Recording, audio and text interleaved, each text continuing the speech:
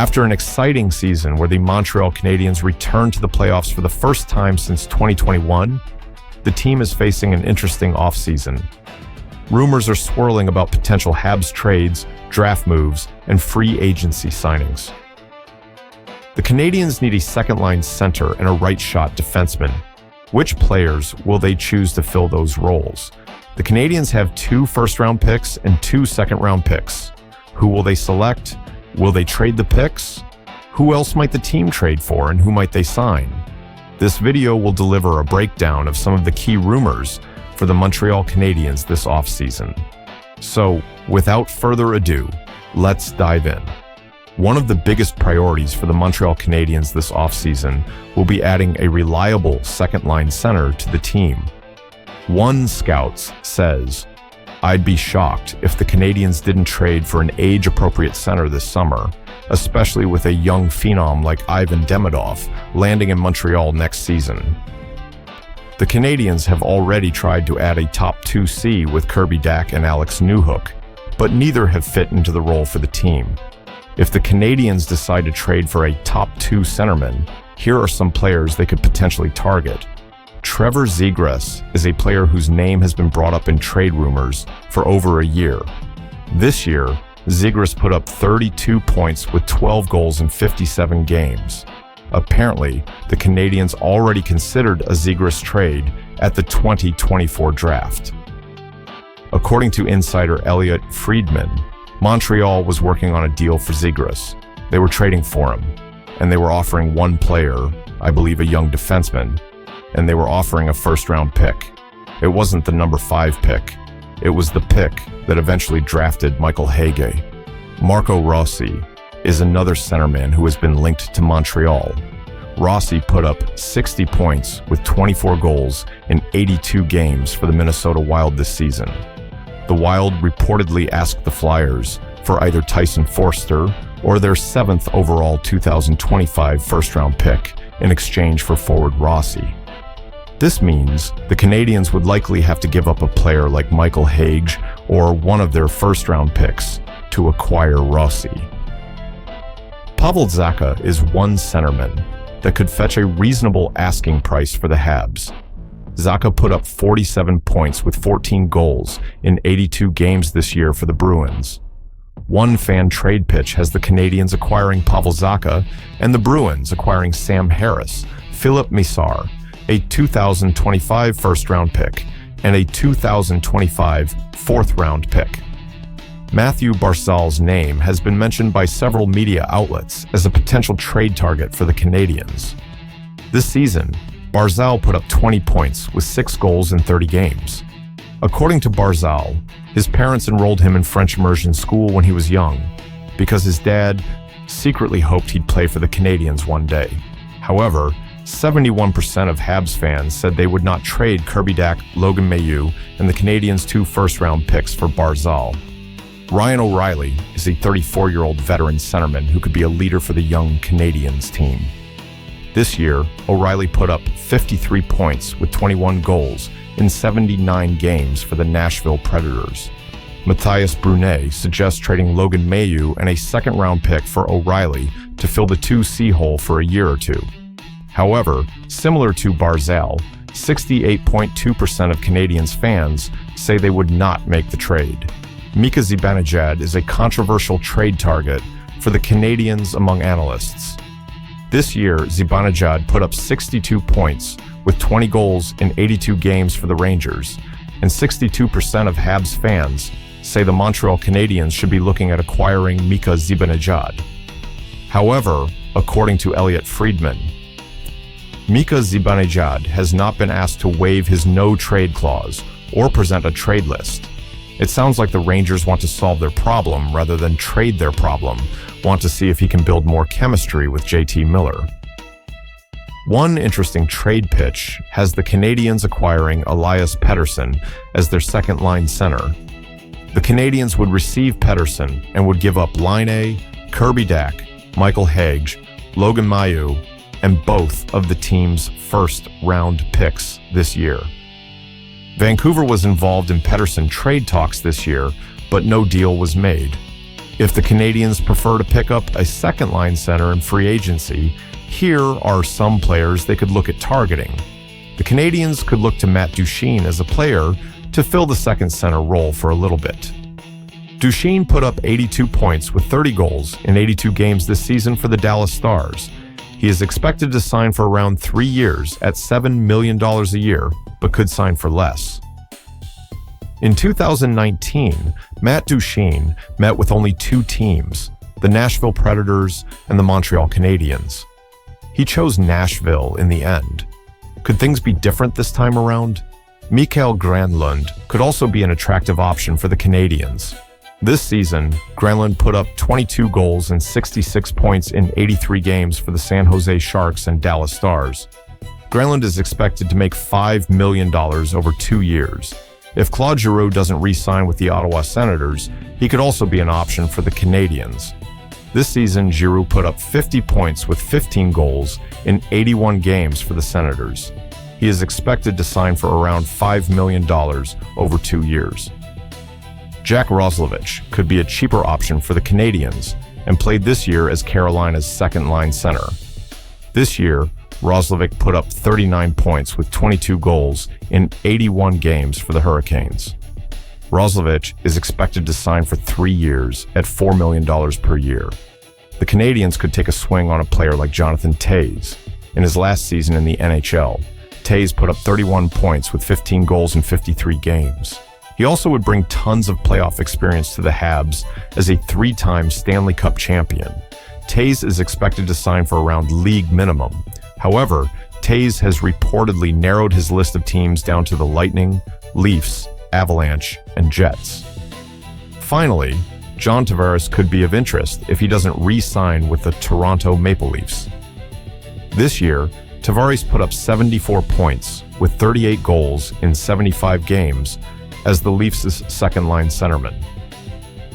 Tavares is expected to sign for 3 years at $8 million. One fan says, Tavares would be great, but I don't see him wanting to sign with the Habs, and I also think that he ends up staying in Toronto. Priority number 2 for the Canadiens this offseason will be to sign a right-shot defenseman to their team. Habs player David Savard announced he is retiring, which leaves a spot on the back end to fill. If the Canadiens are looking to trade for a player to fill the position, here are some options for the team. The Canadiens are reportedly interested in Nicholas Hague. Hague can play as a right-handed defenseman or left-handed defenseman and put up 12 points with 5 goals in 68 games last year. However, Hague played as a third-pairing defenseman for the Vegas Golden Knights, which the Canadiens have already filled with Jayden Struble and Arbor Xhekaj. Another option for the team could be Calgary Flames player Rasmus Andersson, who could be traded if the Flames cannot agree on an extension for him. One fan writes about a potential Andersson trade. Andersson would cost too much, especially for a guy who might want to test the market in 2 years. Does acquiring him increase the odds of making the playoffs this season and the next? Of course, but would it make the team closer to a Stanley Cup? One trade pitch for the team has the Canadiens acquiring Ross Colton and Josh Manson, and the Colorado Avalanche acquiring Jayden Struble, a 2026 second-round pick, and a 2026 fourth-round pick. This trade would add depth scoring to the Habs and a right-shot defenseman. Now, let's look at some of the players the Canadiens could sign to fill their defensive gap. One player the Canadiens could sign is Dante Fabro. This year, Fabro put up 26 points with 9 goals in 62 games for the Columbus Blue Jackets. He is expected to sign for 4 years at $4 million a year. Another right-shot defenseman the Canadiens could look to sign is Aaron Ekblad. This year, for the Stanley Cup-winning Florida Panthers, Ekblad put up 33 points with 3 goals in 56 games. One estimate has Ekblad signing for $7.8 million over 7 years. According to Martin LeMay, Aaron Ekblad should sign for $7.8 million. That's still within the Canadian salary range, $7.8 million, like Nick Suzuki or less. Beyond free agency or a potential trade, of course, there is always the possibility the Canadiens could do nothing and assume the gap will be filled by younger players like David Reinbacher or Logan Mailloux. trading Carey Price's contract or putting him on the long-term injured reserve will be another priority for Montreal. Currently, the Canadiens only have a projected $6 million in cap space. To free up more room, they will likely place Price on long-term injured reserve, which would take his $10.5 million contract off the books. If the Canadiens wanted more flexibility, they could trade the contract. One NHL executive says, Price's contract is a big anchor for the Canadiens right now, and if they want to gain that full flexibility, they'll be wise to move it. Now, let's talk a bit about the NHL draft. The draft is fast approaching and could look very interesting for the Montreal Canadiens. In the first round, the Canadiens currently have 2 picks at 16 and 17. If the Canadiens want to move up at the draft, they could trade their picks. The San Jose Sharks may be willing to trade their 2nd overall pick. According to Max Miller, Greer is still open to moving the 2nd overall pick. Same thing he said at exit interviews. Says the package has to make sense for the Sharks to move 2nd overall. At 2nd overall, the Canadiens would likely be drafting Michael Misa, a centerman who put up 134 points with 62 goals in 65 games for the Saginaw Spirit. Misa would be a perfect fit for the Canadiens. Grox suggests a trade deal to the Sharks involving Kirby Dach and the Canadiens' 16th and 17th overall picks for the 2nd overall pick. The Chicago Blackhawks may be willing to trade their draft pick as well. According to insider Frank Saravalli, I do think the number 3 overall pick is in play. At number 3, the Canadiens could draft players like Anton Frindell, Caleb Desnoyers, Michael Misa, if available, or James Higgins. Other teams that could potentially be open to trading their picks include the Utah Mammoth and Nashville Predators. One fan comments, "There's too many teams looking to move picks for help. We should be asking ourselves how to take advantage of that market surplus." If the Canadiens decide not to trade their draft picks, here is who they could select. One player that has been linked to the Canadiens a lot in mock drafts is Justin Carboneau. Carboneau is a highly skilled player who can take over games. This year, he put up 89 points with 46 goals in 62 games in the QMJHL. One downside to Carboneau's game is that he dangles too much at times and forgets his teammates, which will need to be addressed. Lyndon Lakovich could bring size and physicality to the Canadiens as well as some offense. This season, Lakovich put up 58 points with 27 goals in 47 games for the Moose Jaw Warriors in the WHL. Lakovich is projected to be a middle 6 winger in the NHL. Logan Hensler is a 6'2", 196-pound right shot defenseman who played 32 games for the University of Wisconsin, where he put up 12 points with 2 goals. Hensler was once mentioned as a potential top 5 draft pick, but his draft stock cooled since then. He is described as a good skater and a good shutdown defenseman who has not reached his full offensive potential yet. However, the Canadiens may not go for Hensler since they already have a right-handed defensive prospect in Reinbacher. Jack Nesbitt is described as a smart centerman with good spatial awareness and hockey IQ. This season, he put up 64 points with 25 goals in 65 games for the Windsor Spitfires. Dominic Tiano says Jack Nesbitt is a promising young talent with the potential to make an impact in the NHL. His combination of size, skating ability, hockey IQ, and playmaking skills make him an attractive prospect for teams looking to bolster their center depth. Cameron Reed is a left-handed two-way defenseman who could be of interest to the Canadiens. This year, he put up 54 points with 14 goals in 67 games for the Kitchener Rangers. According to Ben Jordan, Reed is one of the best skaters on the back end in this draft class. His high IQ and poise allow him to handle the puck in space and get to open ice, which leads to minimal mistake making. His skating ability allows him to set really nice gaps and force puck carriers to chip and chase or dump the puck in. Finally, Carter Bear could be of interest to the Montreal Canadiens if he is available. This season, Bear put up 82 points with 40 goals in 56 games for the Everett Silvertips in the WHL. He is described as a successful point generator with good skating, good playmaking, and a solid wrist shot. When asked about joining Montreal, Bear said, "It would be pretty cool. It would be pretty special to be a part of it." In the second round, the Montreal Canadiens also have 2 picks at 41 and 49. Here are some potential prospects they could consider drafting with these draft picks. Mason West is a big forward, standing at 6'6" and weighing 215 pounds. This year, he put up 27 goals and 49 points in 31 games for Edina High. In the USHL with the Fargo Force, he put up 9 points with 1 goal in 10 games. Riker Lee is one of the best goal scorers in this year's draft.